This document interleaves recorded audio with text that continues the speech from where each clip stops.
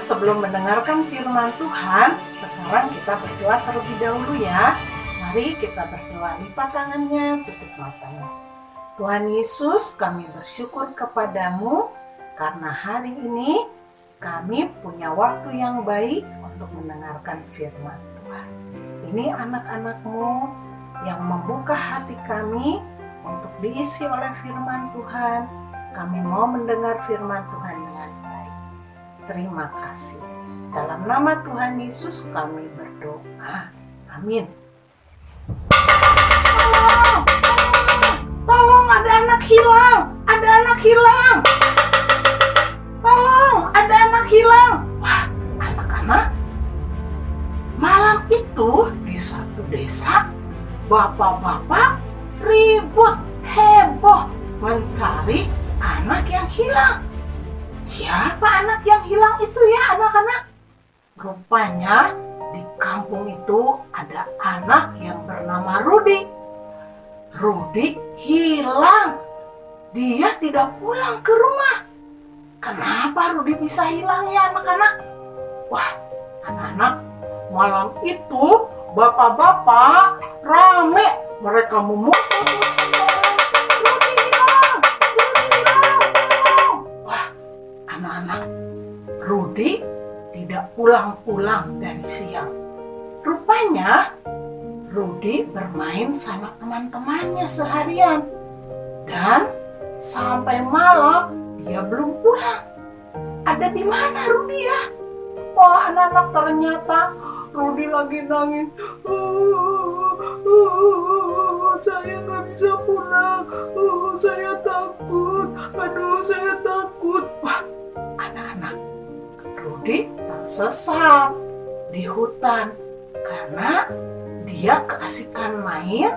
Hari sudah gelap, dia tidak tahu jalan pulang.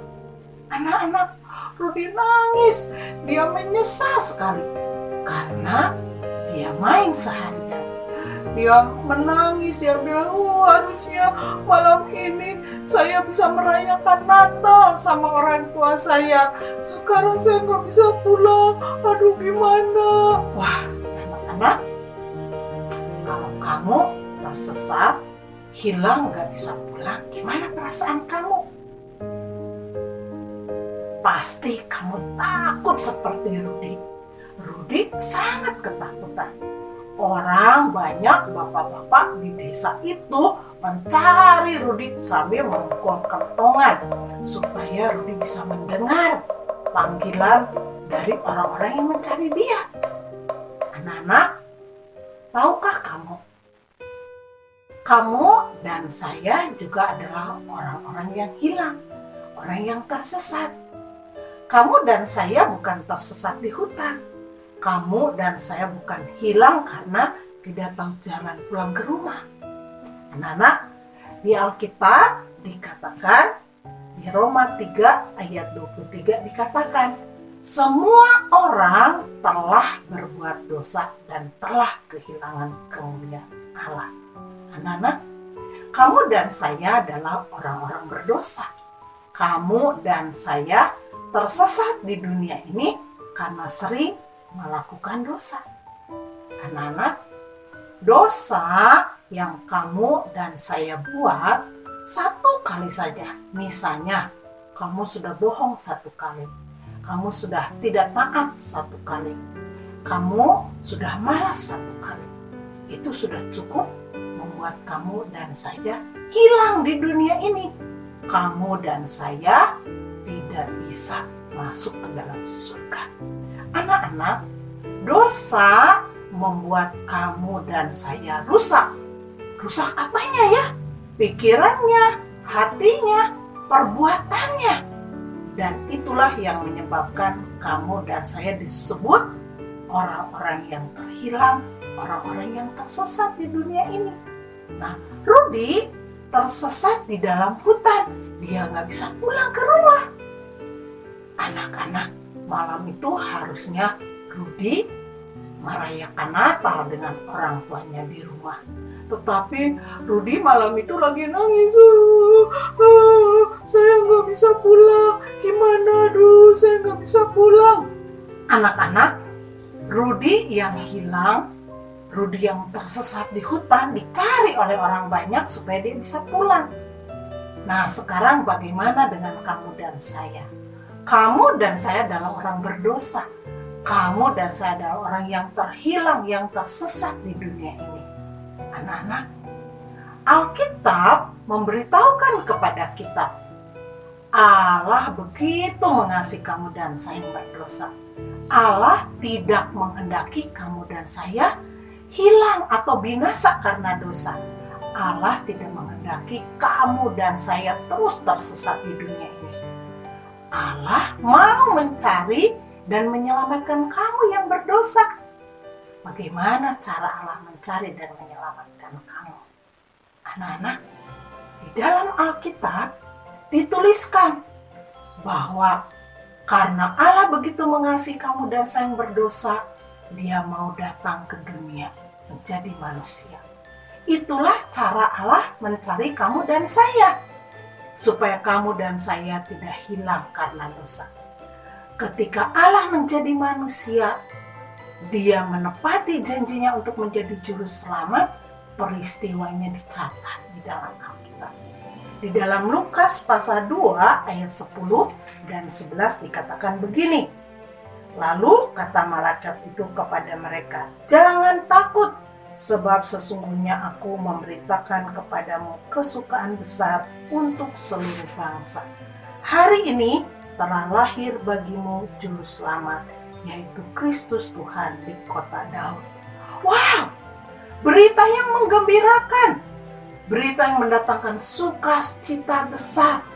Malaikat Tuhan memberitahukan, jangan takut, karena ada berita besar, yaitu juru selamat Yesus Kristus sudah lahir. Siapa Tuhan Yesus itu?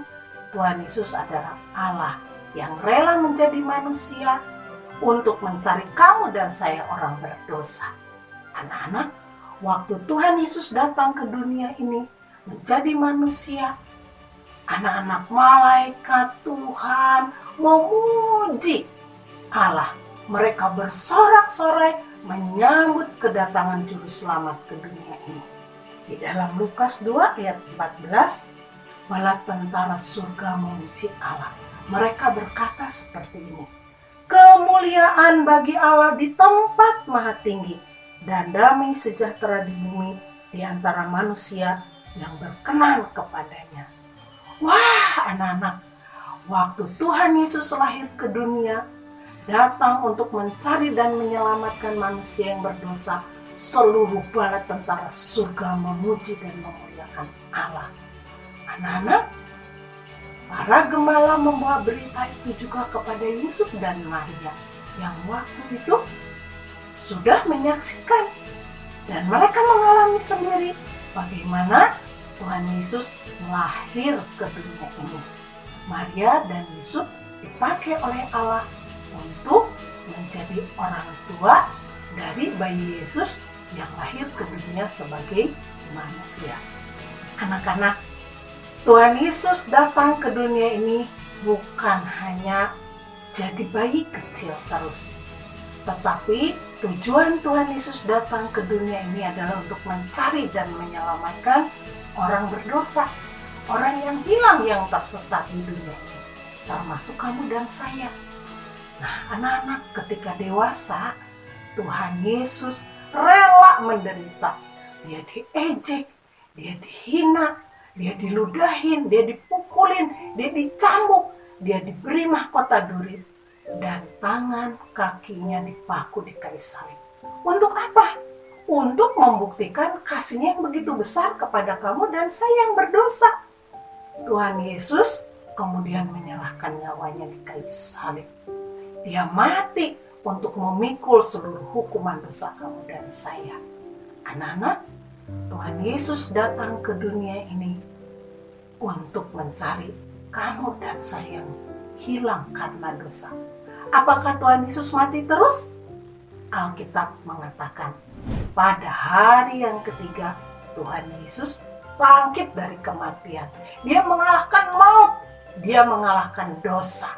Tuhan Yesus berkata, Dia datang ke dunia untuk mencari, menyelamatkan kamu yang berdosa, dan dia mau mengampuni kamu dari segala dosa. Anak-anak, Tuhan Yesus sudah mencari kamu ke dunia ini dengan cara datang ke dunia, rela menyerahkan nyawanya di kayu salib, bangkit pada hari yang ketiga. Anak-anak, Tuhan Yesus ingin kamu dan saya percaya bahwa Tuhan Yesus sudah mencari dan menyelamatkan kamu dari dosa. Nah, sekarang bagaimana dengan Rudi? Rudi pada waktu itu akhirnya diketemukan. Dia kembali ke rumahnya, dia bertemu dengan orang tuanya. Rudi mengakui segala kesalahannya ke orang tuanya. Dia minta maaf, "Mama, Papa, maafkan Rudi ya. Rudi sudah nakal, main tidak tahu waktu." Mama papanya mengampuni Rudi. Anak-anak, terlebih lagi Tuhan Yesus. Tuhan Yesus mau mengampuni kamu yang berdosa. Jika kamu hari ini mau datang kepada Tuhan Yesus, mau berkata, "Tuhan Yesus, saya orang berdosa. Saya pernah nakal, saya pernah malas, saya pernah bohong. Banyak dosa yang sudah saya buat. Saya minta ampun kepadamu Tuhan Yesus. Hari ini saya mau berkata, saya percaya Engkau sudah mencari dan menyelamatkan saya dengan cara Engkau mati di kayu salib, bangkit pada hari yang ketiga untuk menyelamatkan saya." Anak-anak, percayalah kepada Tuhan Yesus sebagai Tuhan dan Juru Selamatmu.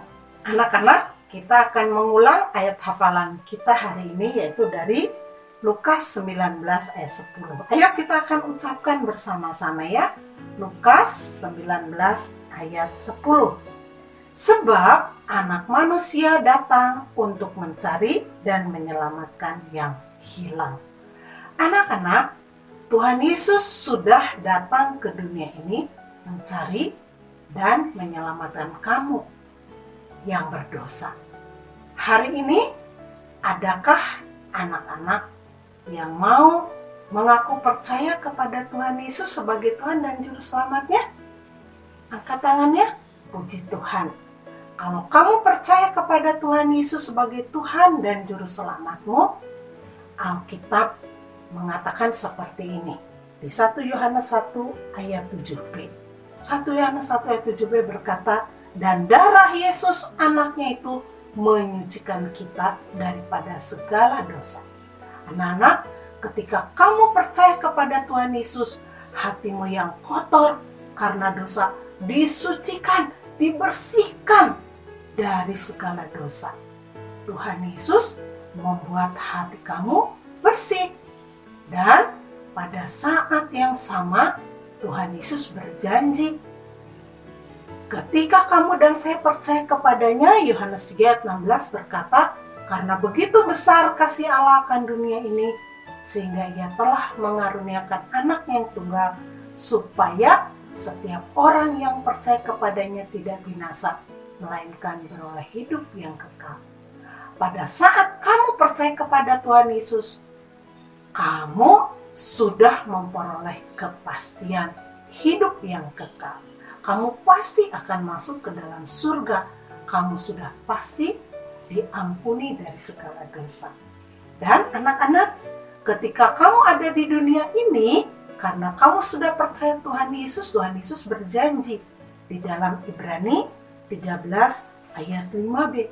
Ibrani 13 ayat 5b berkata begini, "Karena Allah telah berfirman, Aku sekali-kali tidak akan membiarkan engkau, dan Aku sekali-kali tidak akan meninggalkan engkau." Anak-anak, mari kita akan menghafal Ibrani 13 ayat 5b ini. Seperti ini ya, ikutin saya. Ibrani 13 ayat 5b. Mulai dari kelingking ya. Tuhan Yesus, jari manis, sekali-kali, sekarang jari tengah, tidak akan telunjuk membiarkan engkaunya ganti namamu, Rahel. Dan Tuhan Yesus sekali-kali tidak akan meninggalkan Rahel. Ibrani 13 ayat 5b. Kita ulang satu kali lagi. Ini janji Tuhan Yesus bagi kamu dan saya yang percaya kepadanya. Ingatlah, Tuhan Yesus menyertai kamu selama-lamanya. Kita ulang ya satu kali lagi. Ibrani 13 ayat 5b. Tuhan Yesus sekali-kali tidak akan membiarkan, sebut namamu, ya, Rahel, dan Tuhan Yesus sekali-kali tidak akan meninggalkan Rahel. Ibrani 13 ayat 5b. Puji Tuhan. Anak-anak, bagi kamu yang sudah percaya kepada Tuhan Yesus, tetaplah percaya kepada Tuhan Yesus sampai akhir hidupmu dan bersyukurlah karena Tuhan Yesus sudah mencari, sudah menyelamatkan kamu dan saya yang terhilang. Sekarang kamu dan saya tidak terhilang lagi. Kamu dan saya sudah menjadi anak-anak Allah, sudah menjadi milik Tuhan Yesus untuk selama-lamanya. Hari ini kita bersyukur karena kita tahu Tuhan Yesus sudah menyelamatkan kita. Dia sudah menjadi Tuhan dan Juru Selamat kita. Puji Tuhan. Anak-anak, puji Tuhan, kita sudah mendengarkan firman Tuhan. Sekarang kita akan berdoa karena sudah selesai mendengarkan firman Tuhan. Mari kita akan berdoa, dan anak-anak yang mengambil keputusan percaya kepada Tuhan Yesus hari ini bisa mengikuti saya berdoa. Mari kita berdoa. Tuhan Yesus, terima kasih untuk firman Tuhan hari ini. Sekarang, hari ini, saya mau mengaku di hadapan Tuhan. Saya percaya Tuhan Yesus sudah menderita di kayu salib, sudah menyerahkan nyawanya di kayu salib, dan bangkit pada hari yang ketiga untuk menyelamatkan saya. Terima kasih Tuhan Yesus, karena saya sudah memperoleh hidup yang kekal, saya menjadi anak Allah, dan saya disertai oleh Tuhan Yesus sampai selama-lamanya. Terima kasih Tuhan Yesus, kami bersyukur, kami berdoa di dalam nama Tuhan Yesus, Tuhan dan Juru Selamat kami. Amin.